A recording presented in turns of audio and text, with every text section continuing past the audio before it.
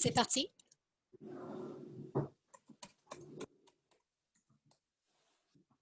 Alors, bonjour à tous. Peut-être viennent se joindre à nous sur Zoom pour ce temps de rencontre conjointe entre nos deux églises, l'Assemblée Vie Nouvelle de Beauce-Bellechasse et l'Église Centre-Vie Abondante de Montmagny. Alors, vu que nos autorités gouvernementales ont décrété un temps de pause pour tout le Québec, nous avons donc choisi de tenir des cultes en ligne seulement. Nous tiendrons donc nos cultes en ligne sur Zoom tous les dimanches à partir d'aujourd'hui jusqu'au dimanche 10 janvier prochain inclusivement. Alors, pour cette période de pause qui est décrétée pour le Québec, nous vous recommandons de suivre toutes les recommandations du Bureau de la santé publique afin de limiter la propagation du virus durant cette période des fêtes, une période qui est très propice, comme on le sait, à la contagion du virus. Nous avions toujours le choix de tenir nos réunions en présentiel, car le décret émis pour cette période des fêtes n'inclut pas la fermeture des églises. Il est toujours permis de tenir des assemblées de 25 personnes au maximum. Mais comme des participants de nos deux églises ont reçu dernièrement un diagnostic positif à la COVID, on a donc préféré faire preuve de prudence et de sagesse et de tenir nos cultes en ligne seulement pour cette période. Alors, nous visons donc nous réunir à nouveau en présentiel dans nos églises respectives à compter du dimanche 17 janvier prochain, après la fin de ce temps de pause qui est imposé dans toute la province. Évidemment, si nos églises sont en pause, la vie de nos églises se poursuit quand même, mais d'une manière qui est vraiment différente dans l'habitude, différente d'être en présentiel. Alors, si vous n'avez pas reçu un courriel avec le lien pour vous joindre à notre culte en ligne, en direct sur Zoom, et je m'adresse particulièrement à ceux qui vont écouter cet enregistrement plutôt que d'être joints avec nous en direct sur Zoom. Vous pouvez vous inscrire pour vous joindre à nous sur Zoom en nous transmettant votre adresse courriel. Pour l'Assemblée Vie Nouvelle, comme pour l'Église Centre-Vie Abondante, vous pouvez vous inscrire pour vous recevoir le lien pour vous connecter à Zoom en prenant contact avec le pasteur de votre église respective ou avec le responsable de votre église. Si vous ne pouvez pas vous joindre à nos rencontres sur Zoom qui débuteront à chaque dimanche à 10h30 le matin, vous pourrez toujours écouter les enregistrements que nous continuerons à diffuser en ligne sur nos pages book, sur nos comptes Facebook et sur le site de chacune de nos églises respectives également. Maintenant, la vie de nos églises se poursuit, mais les comptes à payer aussi continuent à entrer pour chacune de nos églises. Alors, bien que nous ne pouvons pas passer le panier en ligne pour les dîmes et les offrandes, vous pouvez tout de même nous faire parvenir vos contributions financières de différentes façons. Premièrement, pour les deux églises, vous pouvez le faire en nous faisant parvenir un chèque par la poste à l'adresse du bureau de votre église. Et en deuxième lieu, vous pouvez aussi faire un transfert de fonds direct de votre compte bancaire au compte bancaire de l'Église par Interact en inscrivant au moment de votre transfert l'adresse courriel de votre Église. Pour l'Assemblée Vie Nouvelle, vous inscrivez comme courriel Assemblée Vie Nouvelle @gmail.com. C'est tout ensemble, évidemment. Et pour la Centre-Vie Abondante de Montmagny, vous inscrivez le courriel Église CVA @segocable.ca. Et troisièmement, pour l'Église CVA seulement, vous pouvez aussi donner en ligne par carte de crédit de 3 façons. La première façon, c'est d'aller sur notre site web à www.églisecentrevieabondante.org et utiliser le bouton « Faire un don ». Vous pourrez à ce moment-là donner directement de votre carte de crédit à Église Centre-Vie Abondante. Vous pouvez aussi donner de votre carte de crédit en trouvant notre église sur le site de canadon.org. En cherchant le nom de l'Église Centre-Vie Abondante de Montmagny, vous choisissez notre église et vous pouvez indiquer le don que vous désirez donner à partir de votre carte de crédit. Vous pouvez le faire aussi en nous trouvant sur le site de simplic.org simplyk.org. La différence entre les deux sites, c'est que canadon.org charge des frais fixes de 4 ou 5 là, je ne sais pas exactement, sur le don que vous allez donner pour faire le transfert. Tandis que dans le cas de simplyk.org, c'est un organisme qui transfère nos dons et qui offre de donner ou de donner en partie ou de ne pas donner du tout selon votre désir comme contribution pour le transfert qui va être fait. C'est à vous de choisir selon votre désir. Aussi, la vie de l'Église continue. La rencontre sur la guérison divine et la délivrance avec Pasteur Corneille se poursuit toujours aussi sur Zoom. Alors, la prochaine rencontre se tiendra cette semaine, c'est-à-dire demain soir, lundi soir, le 21 décembre à 19h30. Il est aussi possible d'avoir les liens des anciennes rencontres pour écouter les enregistrements des rencontres que vous pouvez avoir manquées ou tout simplement pour commencer à suivre les rencontres en écoutant les enregistrements des liens des anciennes rencontres qui ont eu lieu jusqu'à ce jour. Et finalement, le 31 décembre prochain, Pasteur Corneille invite tous les participants de nos deux églises à une soirée spéciale que nous aurons sur Zoom pour terminer l'année en cours et pour débuter la nouvelle année 2021. Alors, pour cette soirée, nous aurons 2 temps de louange. Un temps de louange qui va être dirigé par l'Assemblée Vie Nouvelle et nous aurons aussi un temps de louange qui va être dirigé par l'Église Centre-Vie Abondante.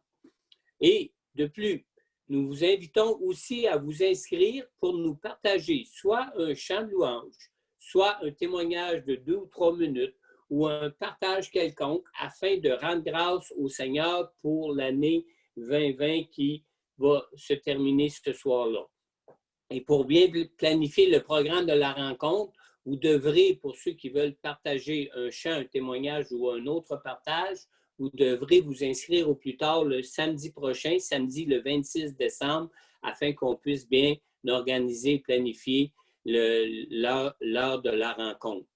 On détermine déjà que la rencontre sur Zoom se terminera vers minuit 30, le 1er janvier, c'est-à-dire que ça va débuter dans la nuit du 31 décembre jusqu'à passer minuit à minuit 30 le 1er janvier. Pour ce qui est de l'heure du début de la rencontre, nous visons débuter la rencontre sur Zoom entre 22 et 23 heures le 31 décembre au soir, selon le nombre de personnes qui s'inscriront pour les partages personnels. Alors, c'est pour ça que c'est important que vous puissiez vous inscrire d'avance si vous aimeriez partager quelque chose personnellement en ce qui concerne la grâce de Dieu pour vous en 2020.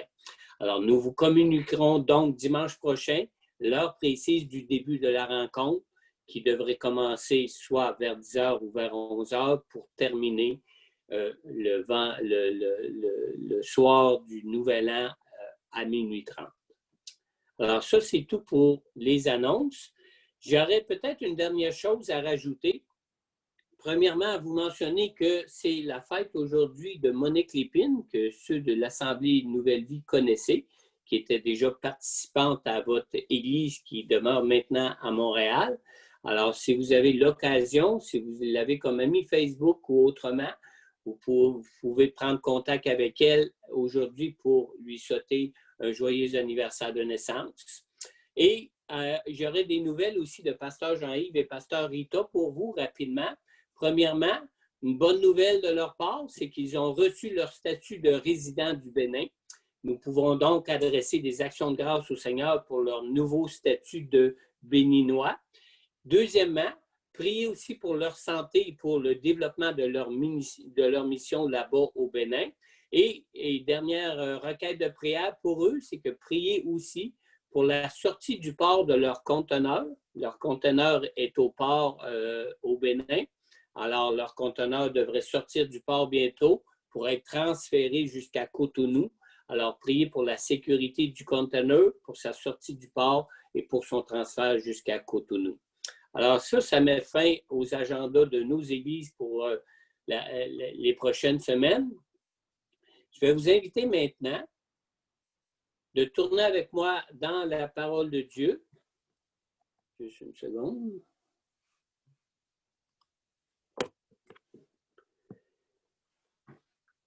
Le Seigneur a placé sur mon cœur cette semaine, c'est-à-dire déjà il y a 2 semaines déjà, un passage des Écritures qu'on va lire ensemble dans Éphésiens au chapitre 3. On va lire ensemble les versets 14 à 21 pour le message de ce matin.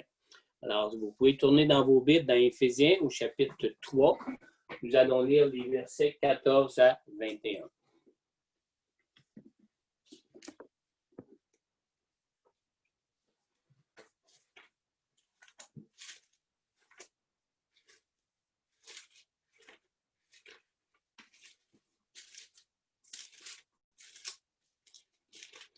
Dans Éphésiens 3, à partir du verset 14, « Voilà pourquoi je plie les genoux devant le Père de notre Seigneur Jésus-Christ, de qui toute famille dans le ciel et sur la terre tire son nom.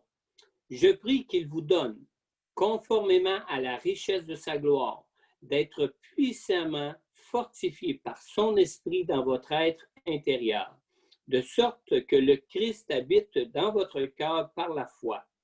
Je prie que vous soyez enracinés et fondés dans l'amour pour être capables de comprendre avec tous les saints quelle est la largeur, la longueur, la profondeur et la hauteur de l'amour de Christ et de connaître cet amour qui surpasse toute connaissance, afin que vous soyez remplis de toute la plénitude de Dieu. À celui qui peut faire par la puissance qui agit en nous infiniment plus que tout ce que nous demandons ou pensons, à lui soit la gloire dans l'Église et en Jésus-Christ pour toutes les générations, au siècle des siècles. Et on peut dire à cette parole, Amen. Amen. Je vais juste remettre le podium de mon écran. Alors, j'ai intitulé mon message ce matin « La richesse qui nous comble ». On vient de lire dans Éphésiens 3,16 « Je prie qu'il vous donne, conformément à la richesse de sa gloire, d'être puissamment fortifié par son esprit dans votre être intérieur. » La parole de Dieu nous parle ici ce matin du revêtement de la puissance du Saint-Esprit pour nos vies. Vous savez, la pandémie dure depuis des mois. Déjà au printemps dernier, nous nous attendions tous qu'après la première vague, que tout était pour revenir sous peu à la normale. Mais qui aurait pu dire que nous aurions un Noël dans des conditions de pandémie encore pires que celles que nous avons connues lors du premier confinement? Vous savez, la plupart d'entre nous tiennent plus que jamais à avoir un Noël où ils pourront se réunir avec les proches, avoir des parties d'amis et des réunions de famille, où ils pourront oublier tous ces temps difficiles que nous éprouvons tous avec la pandémie. Mais je crois que pour cette période de Noël où cette pandémie nous isole les uns des autres, est peut-être le meilleur Noël de toute notre génération pour pouvoir justement nous rappeler que le plus beau cadeau que nous pouvons avoir pour Noël est celui de connaître la plénitude de Dieu dans nos vies à chacun de nous. Être revêtu de la puissance du Saint-Esprit, c'est une question de connaître la plénitude de toutes les richesses de la gloire de Dieu qui nous sont offertes en Jésus-Christ. Pour nous, il ne peut y avoir de plus beau cadeau que celui d'accueillir Jésus pour connaître la personne du Saint-Esprit de Dieu en nous. La personne du Saint-Esprit en nous pour goûter à cette plénitude des richesses et de la gloire céleste que Dieu veut pour nous tous, pour nos vies. Il ne peut y avoir de plus beau cadeau pour nous tous, que le fait de connaître pleinement Emmanuel. Emmanuel, même que Sylvie a apporté comme chant, qui nous rappelle que Jésus est venu sur cette terre pour que nous puissions connaître sa présence en nous et avec nous à partir du jour où nous mettons notre foi en lui, et cela pour l'éternité à venir. Emmanuel qui nous apporte cette présence de Dieu dans nos vies par la personne du Saint-Esprit de Dieu en nous. On a lu dans Éphésiens 3 au verset 19, nous voyons l'intention de l'apôtre Paul d'adresser au Seigneur cette prière pour le revêtement de la puissance du Saint-Esprit qui était dans le but que nous soyons remplis de toute la plénitude de Dieu en nous pour nos vies. Dans son commentaire sur l'Épître aux Éphésiens, René Pache, dans son commentaire qui s'intitule « La plénitude de Dieu », dit ceci.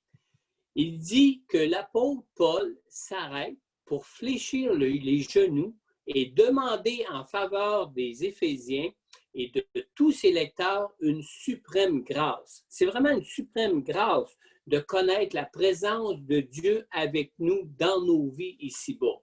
Alors, dans son amour pour nous, le Seigneur, notre Dieu, ne nous a pas seulement accordé dans sa grâce son pardon et notre réconciliation avec lui pour que nous ayons la vie éternelle. Dans sa grâce, dans son pardon, le Seigneur nous promet aussi de connaître pleinement ses richesses célestes et sa gloire divine maintenant dans nos vies par la personne du Saint-Esprit de Dieu en chacun de nous maintenant.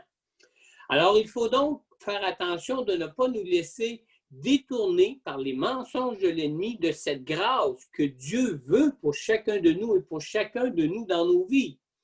Vous savez, la plénitude de Dieu dans nos vies par la personne du Saint-Esprit, cette présence de Dieu est une menace pour le diable et pour les esprits de ténèbres pour eux. Cette menace les pousse sans cesse à chercher à nous détourner de cette plénitude de Dieu dans nos vies. Suivez-moi bien maintenant. Toutes les grâces que Dieu nous accorde en Jésus, notre Sauveur, ne prennent pas automatiquement pleinement place dans nos vies. Et c'est ici la raison pour laquelle l'apôtre Paul prie pour les Éphésiens et pour tous ceux qui lisent ces versets de la parole de Dieu jusqu'à aujourd'hui. Si nous pouvions connaître pleinement la présence de Dieu dans nos vies d'une façon automatique, nous n'aurions plus besoin de prier sur ce sujet. Et l'apôtre Paul prend justement et spécifiquement le temps et la peine de prier pour que tous les chrétiens à Éphèse, et même nous qui lisons cette parole aujourd'hui, puissions arriver à connaître cette plénitude de Dieu dans nos vies, parce que ça ne se fait pas d'une façon automatique. Plusieurs chrétiens nés nouveaux prétendent faussement que toutes les grâces que Dieu a en plan pour eux, pour leur vie, leur sont accordées automatiquement. Éphésiens 3,16, on lit « Je prie qu'il vous donne, conformément à la richesse de sa gloire, d'être puissamment fortifié par son esprit dans votre être intérieur. » Alors, nous avons donc besoin d'être puissamment fortifiés par la personne du Saint-Esprit de Dieu dans notre être intérieur pour arriver à connaître toute la plénitude de Dieu dans nos vies. Goûter pleinement à la gloire céleste de Dieu dans nos vies, c'est un combat de foi qui doit être mené dans la prière à chaque et tous les jours de notre vie. Souvent, lorsque je demande à des croyants nés nouveaux s'ils font régulièrement par la foi l'expérience du revêtement de la puissance du Saint-Esprit dans leur vie, dans leur relation avec Jésus, je suis toujours étonné quand j'entends dire « Oh, si le Seigneur veut cette grâce pour moi, il y a juste à me le donner. Il y a juste à le faire. » Mais je suis désolé de vous dire ce matin que pour connaître la plénitude de Dieu dans nos vies ici-bas, il nous faut d'abord croire que Dieu veut que tous soient comblés de cette plénitude et il nous faut aussi rechercher cette plénitude de Dieu qu'on peut connaître par le Saint-Esprit dans nos vies.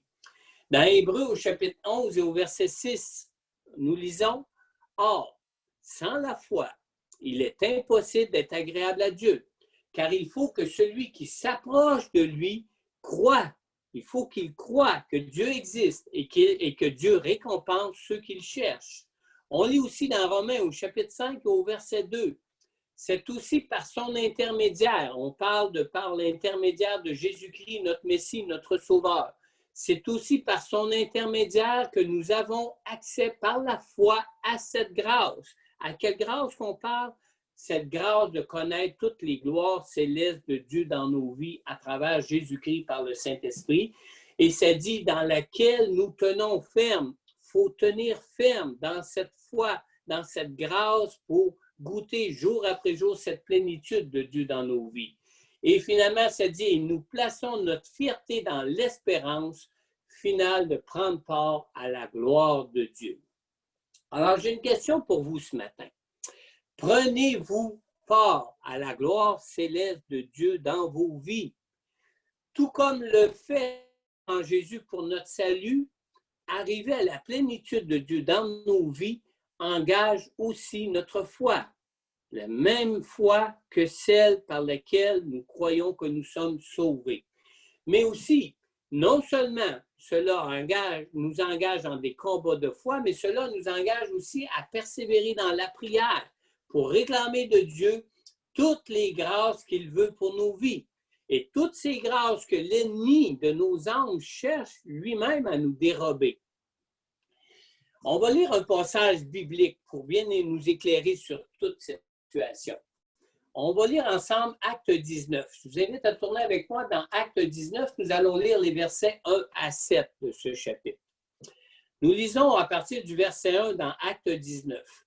Pendant qu'Apollos était à Corinthe, Paul arriva à Éphèse après avoir traversé les hautes provinces de l'Asie.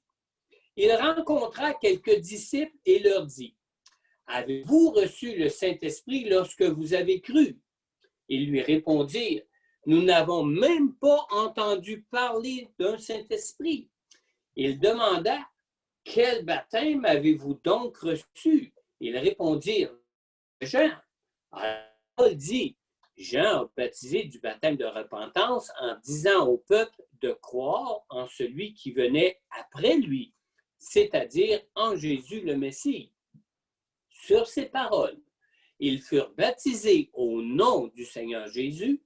Lorsque Paul posa les mains sur eux, le Saint-Esprit vint sur eux et ils se mirent à parler en langue et à prophétiser. Il y avait une douzaine d'hommes en tout. Je ne sais pas pour vous, mais en ce qui me concerne, moi personnellement, je vois ici dans cette histoire 3 niveaux de foi que l'on peut voir chez les croyants en général. Premièrement, le premier niveau parle d'une foi en Dieu, une foi qui craint Dieu pour une repentance pour nos péchés. On a lu au verset 4 de Acte 19 et remarquez d'abord que cette histoire se passe à Éphèse. À Éphèse, qui est le même endroit d'où on a lu ce passage biblique pour ce message qui est adressé à l'Église d'Éphèse.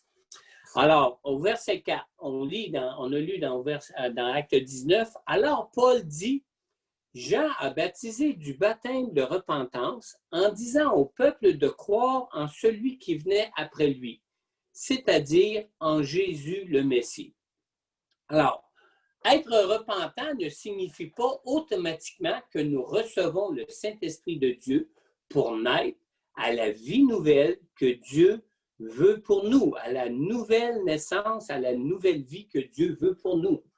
En ce qui concerne le baptême de Jean, on lit dans Matthieu, chapitre 3, les versets 5 à 7, on lit ici « Les habitants de Jérusalem, de toute la Judée et de toute la région du Jourdain se rendaient vers Jean-Baptiste. Reconnaissant publiquement leurs péchés, ils se faisaient baptiser par lui dans les eaux du Jourdain. Cependant, quand Jean-Baptiste vit beaucoup de pharisiens et de sadducéens venir se faire baptiser par lui, il leur dit, « Race de vipères, qui vous a appris à fuir la colère à venir? Produisez donc du fruit qui confirme votre changement d'attitude. » Les anciennes versions traduisent ici en disant « Produisez donc du fruit qui confirme votre repentance. » Alors, notre foi peut être une foi comme la foi qu'avaient les pharisiens et les sadducéens, c'est-à-dire une foi religieuse plutôt qu'une foi en Dieu pour leur vie. Maintenant, une foi religieuse n'est pas une foi en Dieu qui compte sur la présence de Dieu dans nos vies pour produire une vie qui va être digne de notre repentance. Le croyant qui a une foi religieuse craint Dieu et craint le jugement à venir. Mais sa foi se trouve plutôt en ses propres forces pour essayer d'arrêter de pécher par lui-même. Et cette sorte de foi n'est pas en Dieu pour nous confier en Jésus et recevoir la personne du Saint-Esprit qui nous donne de devenir enfants de Dieu pour qu'on puisse, par le Saint-Esprit, dans nos vies, arriver à marcher dans une nouvelle vie dans nos vies.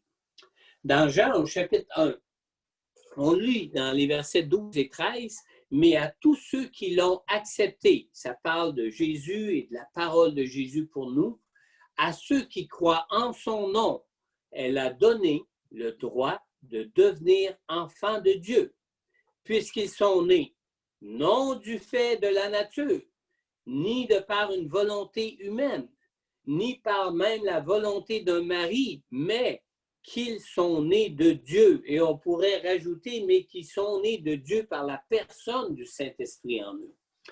Maintenant, les pharisiens et les sadducéens ne comptaient pas sur Dieu pour vivre selon Dieu.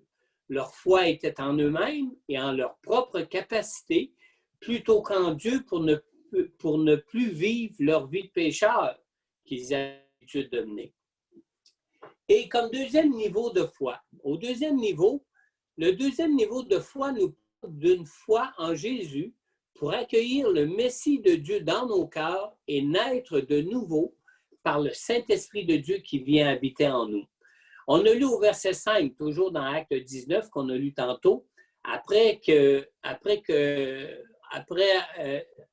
leur avoir dit au verset 4 que Jean-Baptiste disait au peuple de croire en celui qui venait après lui, c'est-à-dire en Jésus le Messie, on lit au verset 5 que sur ces paroles, les disciples d'Éphèse furent baptisés au nom du Seigneur Jésus. Alors, ces premiers disciples à Éphèse, contrairement aux pharisiens et aux sadducéens, en sont venus eux-mêmes à placer leur foi en Jésus, contrairement aux pharisiens. Alors, cette foi en Jésus est démontrée dans cette histoire non seulement par le fait qu'ils passent par le baptême d'eau en signe de repentance pour leur ancienne vie de pécheur, mais aussi dans le fait qu'ils se sont fait baptiser dans l'eau au nom du Seigneur Jésus qui est le Messie de Dieu, qui seul peut les sauver. Et en ce qui concerne le dernier niveau de foi, le troisième niveau de foi, ce troisième niveau de foi devient très intéressant pour ce qui concerne la plénitude de Dieu. Suivez-moi bien. Ce niveau de foi nous amène à croire en Dieu plus que pour notre nouvelle naissance seulement. Alors, quand on croit en Dieu plus que pour le fait de naître de nouveau et de devenir le temple du Saint-Esprit, on peut arriver à connaître la plénitude de Dieu par le Saint-Esprit en nous d'une façon plus grande que juste une nouvelle naissance de Dieu en nous. Dans Actes, au chapitre 19, on lit au verset 6, après le baptême que les disciples d'Éphèse ont été baptisés dans les eaux du baptême au nom de Jésus, on lit « Lorsque Paul posa les mains sur eux, le Saint-Esprit vint sur eux et ils se mirent à parler en langue et à prophétiser. » On parle ici de connaître une expérience de la plénitude de Dieu dans nos vies comme croyants. Alors, vous savez, même si beaucoup de croyants nés de nouveau peuvent contester cette façon de comprendre cette histoire de Acte 19, moi, je peux vous dire que j'ai vécu ces 3 niveaux de foi et même 4 niveaux de foi avant d'arriver à expérimenter d'être puissamment fortifié par son esprit dans mon être intérieur, comme on peut le lire dans Éphésiens 3,16. D'abord, la foi religieuse que j'avais quand je n'étais encore qu'un tout petit enfant, qu'un jeune enfant, et qui me poussait à confesser toujours les mêmes péchés parce que je n'avais aucune force en moi-même pour changer ma vie, je l'ai perdu cette foi-là une fois rendu à l'adolescence. Parce que ma vie ne changeait pas. Alors je me suis dit, si ma vie ne change pas, alors Dieu probablement n'existe pas parce qu'il n'y a rien qui change dans ma vie. Mais par la suite, Dieu est intervenu dans ma vie de façon à ce que je croie à nouveau à l'existence de Dieu pour le craindre. Et c'est là que ça devient intéressant. À partir de ce moment-là, le Seigneur a utilisé un de mes beaux-frères pour me parler de la nécessité de placer ma foi en Jésus pour connaître la nouvelle naissance et pour ainsi devenir un enfant de Dieu né de nouveau par l'Esprit de Dieu en moi. Et finalement, une fois né de nouveau en Jésus, le Saint-Esprit de Dieu en moi m'a convaincu de chercher ce privilège que Dieu veut nous accorder à tous, de connaître la plénitude de sa présence dans ma vie. Et non seulement mon expérience s'accorde aussi avec l'histoire de ces différents niveaux de foi que nous lisons dans l'histoire de Acte 19 à Éphèse, mais cette histoire et même mon expérience personnelle s'accorde aussi avec cette autre histoire qu'on trouve dans le livre des Actes concernant les Samaritains. On lit dans le livre des Actes, au chapitre 8, dans les versets 14 à 17. Les apôtres qui étaient à Jérusalem apprirent que les habitants de la Samarie avaient fait bon accueil à la parole de Dieu. Et ils leur envoyèrent Pierre et Jean. Ceux-ci descendirent et prièrent pour eux afin qu'ils reçoivent le Saint-Esprit. En effet, ils n'étaient encore descendus sur aucun d'eux. Ils avaient seulement été baptisés au nom du Seigneur Jésus. Alors, Pierre et Jean posèrent les mains sur eux et ils reçurent le Saint-Esprit. Et ça, ce n'est pas tout. Mon expérience personnelle s'accorde avec l'histoire biblique des disciples d'Éphèse et avec l'histoire biblique de Jean et de Pierre en Samarie, mais elle s'accorde aussi avec la déclaration de Pierre au jour de la Pentecôte, où ce qu'on lit dans Acte 2, dans les versets 36 à 39. On lit que toute la communauté d'Israël sache donc avec certitude que Dieu a fait Seigneur et Messie ce Jésus que vous avez crucifié. Après avoir entendu ce discours, ils eurent le cœur vivement touché et dirent à Pierre et aux autres apôtres, « Frères, que ferons-nous? » Alors Pierre leur dit, « Repentez-vous et que chacun de vous soit baptisé au nom du Seigneur Jésus-Christ pour le pardon de vos péchés et, dans un deuxième temps, vous recevrez le don du Saint-Esprit. En effet, la promesse est pour vous, pour vos enfants et pour tous ceux qui sont au loin en aussi grand nombre que le Seigneur, notre Dieu, les appellera. » Maintenant, surtout si vous êtes passé par la repentance déjà dans votre vie et surtout encore plus si vous êtes passé par le baptême d'eau en Jésus, vous vous demandez peut-être comment puis-je savoir que je bénéficie de cette grâce de connaître la plénitude de Dieu dans ma vie par la personne du Saint-Esprit? C'est une bonne question que vous avez là. Vous savez, Jésus nous a été donné comme un sauveur dans un emballage cadeau tout à fait spécial. Quand Jésus s'est fait homme pour venir nous sauver, la parole de Dieu nous dit qu'il a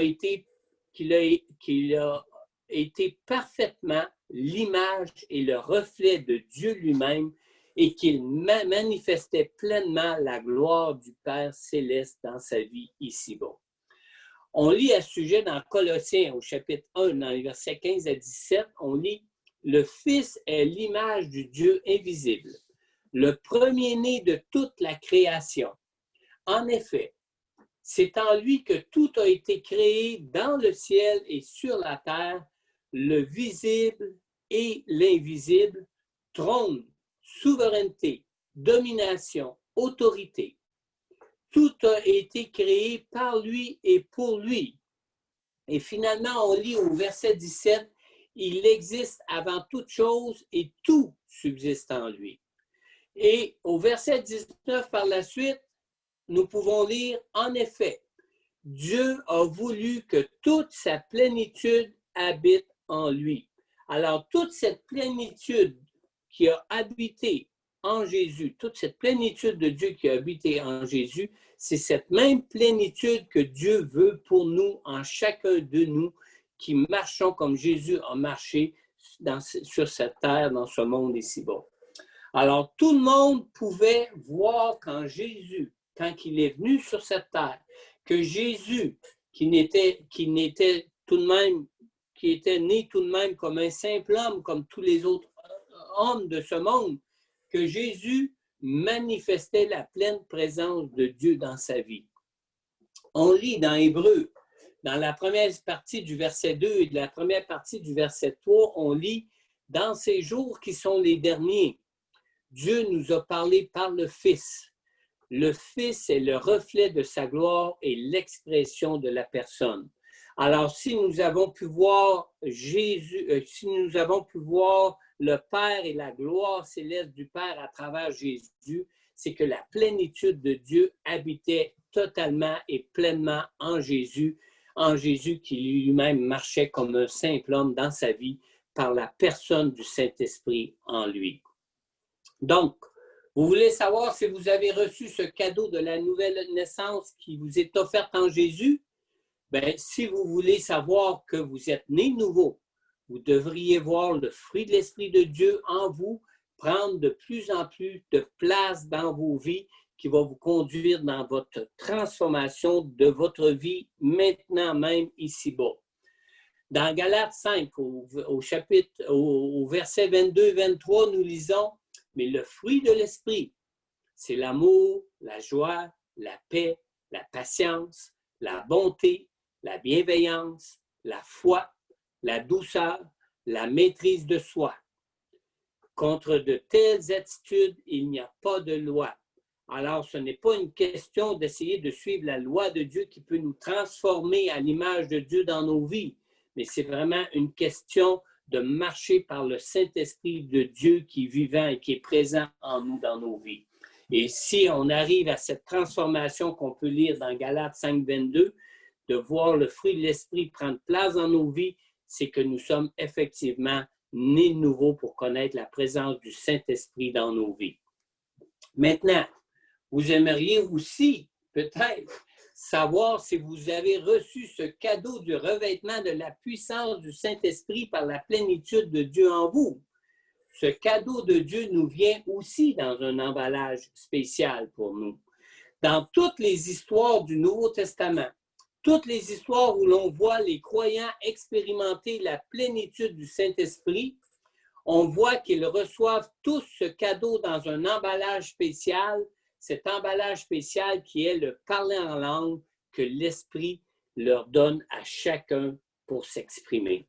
Dans Acte 10, au verset 46, on lit « En effet, ils les entendaient parler en langue et célébrer la grandeur de Dieu. » Alors, si vous expérimentez le revêtement de la puissance de Dieu dans nos vies, le premier signe qui va vous donner de reconnaître que vous êtes revêtu de cette puissance à cause de la plénitude du Saint-Esprit de Dieu sur vous, c'est que le Saint-Esprit va vous donner des mots qui sont incompréhensibles à notre intelligence, des mots qu'on appelle le parler en langue, ou ce que vous allez vous exprimer dans des langues célestes qui viennent du Saint-Esprit de Dieu pour vous, pour servir à la gloire de Dieu dans vos vies. Alors, pour terminer, vous savez, j'aimerais vous dire ceci. Le Seigneur est toujours prêt à agir pour nous dans nos vies. Il est toujours prêt à agir pour nous dans nos vies en fonction de la richesse de sa gloire. Dans Éphésiens 3,16, on a lu que Paul priait qu'il nous donne conformément à la richesse de toute sa gloire. Alors, le Seigneur est prêt à agir pour nous conformément à la richesse de sa gloire. Alors, vous savez, notre Dieu n'est ni pauvre, ni avare et ni injuste pour nous combler dans toute la plénitude de ses richesses divines. Le Seigneur veut nous donner d'une manière qui correspond à ses moyens infinis et il veut nous donner d'une manière qui va correspondre aussi à sa gloire, qui est une gloire toute souveraine sur ce monde comme dans le ciel. Alors, premièrement, le Seigneur est riche en toutes choses pour nos vies. Est-ce qu'on pourrait abuser de Dieu au point de rendre le Seigneur pauvre et de le dépouiller de toutes ses richesses? Non! Tout nous vient de Dieu. On lit bien ici, on lit dans Luc 6 au verset 38, Luc 6, verset 38, Donnez et on vous donnera. On versera dans le pan de votre vêtement une bonne mesure, tassée, secouée et qui déborde, car on utilisera pour vous la même mesure que celle dont vous vous serez servi. Il y a une question de foi ici. On lit bien ici, on utilisera pour vous la même mesure que celle dont vous vous serez servi. Alors, on voit bien ici combien notre générosité envers le monde, comme Jésus a été généreux envers nous, se manifeste toujours en fonction de nos propres moyens pour manifester la gloire de Dieu dans nos vies. Mais notre foi en Dieu ne doit pas être fondée en fonction de nos propres capacités. Notre foi en Dieu doit être fondée en fonction des capacités célestes de Dieu. Parce que c'est par sa puissance, c'est le revêtement de sa puissance qui nous rend capables de devenir une bénédiction pour ce monde comme Jésus a été une bénédiction pour nous dans ce monde. Les moyens de Dieu sont, comme on le sait, sont sans limite. Ses richesses et sa gloire sont infinies. Alors, Dieu peut nous donner toutes les capacités, même des capacités qu'on ne peut même pas ni penser, ni même imaginer. On ne doit pas attendre d'avoir nous-mêmes ses propres capacités pour servir à la gloire de Dieu dans nos vies, mais on doit vraiment compter sur ce revêtement de la puissance du Saint-Esprit en nous pour manifester pleinement la plénitude de Dieu à travers nous comme Jésus l'a manifesté. Deuxième chose, c'est que Dieu n'est pas avare de ses richesses célestes. On lit dans Malachie au chapitre 3 et au verset 10. Je ne dis pas ça pour les résidents de Saint-Malachie, là, ni pour l'Église de Saint-Malachie, là, mais c'est ce que la parole de Dieu adresse à tous les chrétiens. Dans Malachie au chapitre 3 et au verset 10. Pour vous, je menacerai l'insecte vorace afin qu'il ne détruise pas les produits du sol et que la vigne ne soit pas stérile dans vos campagnes, dit l'Éternel, le Maître de l'univers. Alors, Dieu n'a aucune avarice pour nous limiter à connaître sa plénitude dans nos vies parce que tout trouve sa source en Dieu et que tout est renouvelé par Dieu dans ses grâces pour nous jour après jour. Il n'y a pas de limite là-dedans. Simplement à partir de sa parole, Dieu a tout créé et Dieu soutient toutes choses. Et particulièrement à cause de sa souveraineté, parce qu'il domine sur toutes choses, Dieu peut soutenir toutes choses qu'il a créées et Dieu peut renouveler toutes choses qu'il a créées parce que ça fait partie de ses prérogatives en tant que Dieu qui domine et qui peut créer toutes choses à partir de sa simple parole. Dans Luc, au chapitre 22, on lit au verset 28 et 29, Jésus nous dit, « Vous êtes ceux qui avez persévéré avec moi dans mes épreuves. Même si on est revêtu de la puissance, de la plénitude, de la puissance de Dieu dans nos vies, on peut connaître des épreuves dans nos vies comme Jésus en a connu. Alors il nous dit, vous êtes ceux qui avez persévéré avec moi dans mes épreuves. C'est pourquoi je dispose du royaume en votre faveur, comme mon Père en a disposé en ma faveur. » C'est Jésus qui parle ici.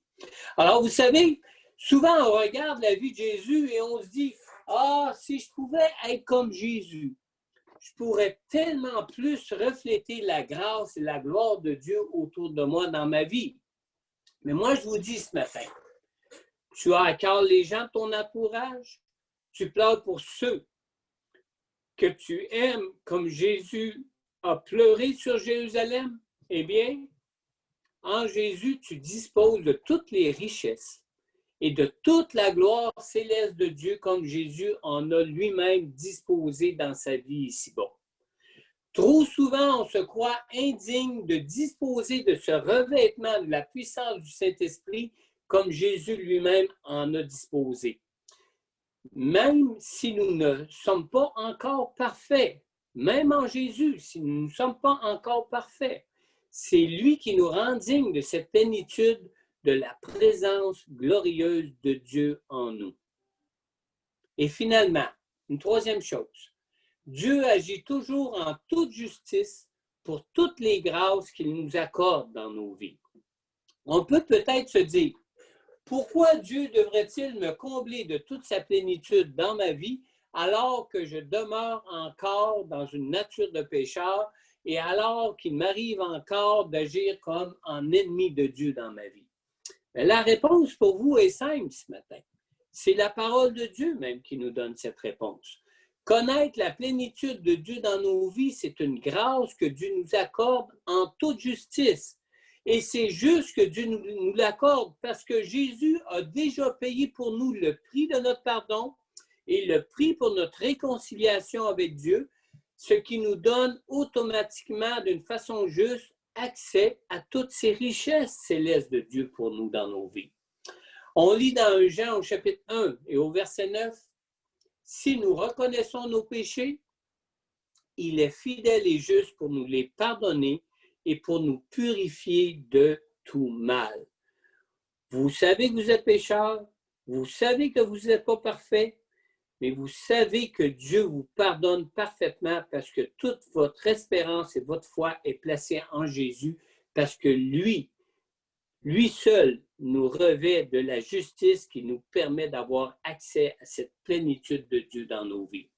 Alors, quand un pécheur qui reconnaît son incapacité à se garder de tout péché place sa foi en Jésus, il est donc juste que Dieu lui accorde un plein pardon, car Jésus a pleinement payé le prix pour ses péchés, pour sa vie. Et finalement, ce matin, on lit dans Actes 2, 19. Avez-vous, on a lu même concernant cette question ce matin. Avez-vous reçu le Saint-Esprit lorsque vous avez cru? Je pense que ce n'est pas dans Acte 19, c'est plutôt dans Acte 8. Je me suis trompé de référence ici. Avez-vous reçu le Saint-Esprit lorsque vous avez cru? On lit dans Jean au chapitre 7, au verset 38 et 39. Jésus a dit, « Celui qui croit en moi, des fleuves d'eau vive couleront de lui, comme l'a dit l'Écriture. » Il dit cela à propos de l'Esprit que devaient recevoir ceux qui croiraient en lui. En effet, l'Esprit Saint n'avait pas encore été donné parce que Jésus n'avait pas encore été élevé dans sa gloire. Alors, pour connaître l'Esprit Saint de Dieu dans nos vies, il nous faut donc d'abord croire en Jésus pour lui confier nos vies. Aimerais-tu connaître personnellement Jésus pour ta vie maintenant, pour goûter à toutes ces grâces qu'il veut pour toi, à toutes ces grâces qu'il t'offre, qui sont offertes en Jésus maintenant? Si tu n'as encore jamais adressé au Seigneur, si tu n'as encore jamais adressé au Seigneur une prière pour accueillir Jésus dans ta vie, je t'invite donc à le faire maintenant. Si ce matin tu reconnais que tu es un pécheur et que tu désires sincèrement connaître la présence de Dieu avec toi par le Saint-Esprit, je t'invite à simplement adresser à Dieu cette courte prière. Tu peux te mettre simplement en accord dans ton cœur avec cette prière. Ce n'est pas nécessaire de la répéter mot à mot comme je vais te le suggérer.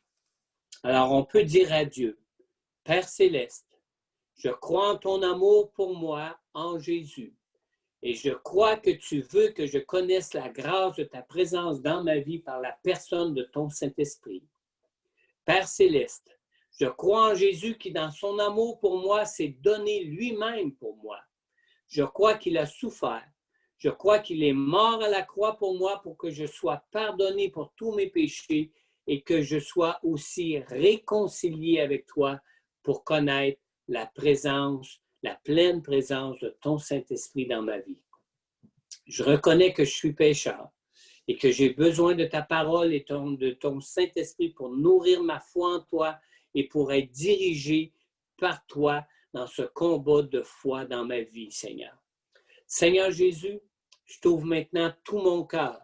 Je te prie, Seigneur, d'entrer maintenant dans ma vie afin que je puisse devenir, par ta grâce, une nouvelle créature en toi, en marchant par la foi avec toi, par la personne du Saint-Esprit de Dieu en moi. Je te le demande, Père, dans le nom de Jésus, ton Fils, mort et ressuscité pour moi. Et on peut dire à cette prière, si vous êtes en accord à cette prière dans votre cœur, vous pouvez tous dire Amen. Amen. Maintenant, si vous participez à cette rencontre en ligne sur Zoom et que vous avez adressé cette prière au Seigneur pour la toute première fois de votre vie, n'hésitez pas à le témoigner maintenant. Qui que ce soit qui est présentement en ligne avec nous sur Zoom, si vous avez fait cette prière, je vous invite maintenant à nous le faire connaître et à le faire connaître aux yeux de tous en témoignage de cette repentance que vous avez eue dans votre cœur et en témoignage que vous croyez à cet amour de Dieu et à l'Esprit de Dieu qui vient habiter en vous pour faire de vous cette nouvelle créature en Jésus. Est-ce que quelqu'un parmi nous a fait cette prière pour cette première fois dans notre vie? Si vous écoutez l'enregistrement de ce message, prenez contact avec moi ou avec Pasteur Corneille afin que l'on puisse prier pour toi et t'accompagner dans ta nouvelle marche par la foi dans toutes les grâces que Dieu a pour toi, pour ta vie. Alors, si tu as fait cette prière pour la toute première fois dans ta vie et que tu écoutes cet enregistrement éventuellement après qu'il ait été fait ici avec nous, tu peux nous prendre contact avec nous afin qu'on puisse prier pour toi et prier pour l'affermissement de ta foi en Jésus pour ta vie. Deuxième chose aussi ce matin. Maintenant, pour tous ceux qui avaient déjà fait cette prière pour accueillir Jésus dans votre vie avant aujourd'hui, faites-vous régulièrement l'expérience de la plénitude de Dieu dans votre vie de chaque jour par le revêtement de la puissance du Saint-Esprit en vous. Si tu n'as encore jamais, et particulièrement si tu n'as encore jamais expérimenté cette plénitude de Dieu en toi, je t'invite à prier. Prier pour recevoir cette grâce de Dieu pour ta vie et je t'invite à combattre. Combattre par la foi pour rechercher cette grâce de cette plénitude de Dieu, cette plénitude que Dieu veut pour toi, pour ta vie. N'hésitez pas à prendre contact avec moi ou avec Pasteur Corneille pour que l'on puisse aussi prier personnellement pour vous à ce sujet.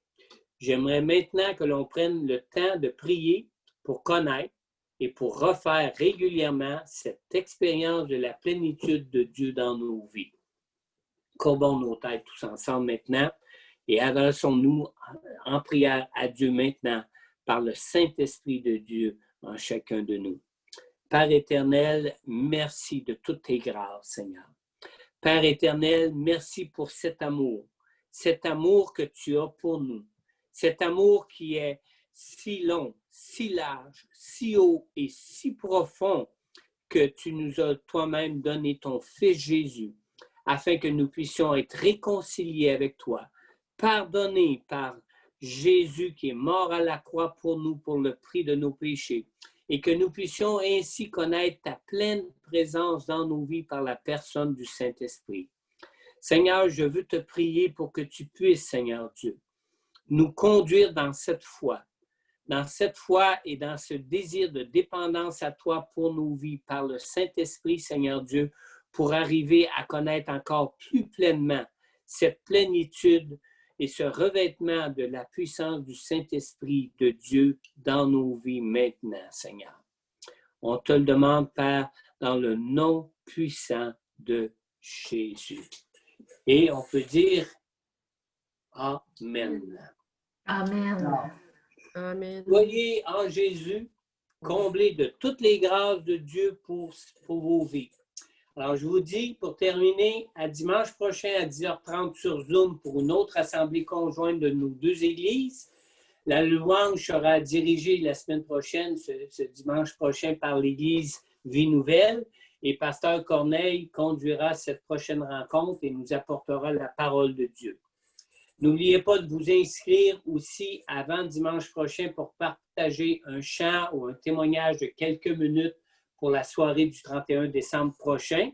Et je termine en vous souhaitant à tous la plénitude de Dieu dans vos vies par le Saint-Esprit et un très joyeux Noël à tous. Soyez comblés. On vous aime. Amen. Amen.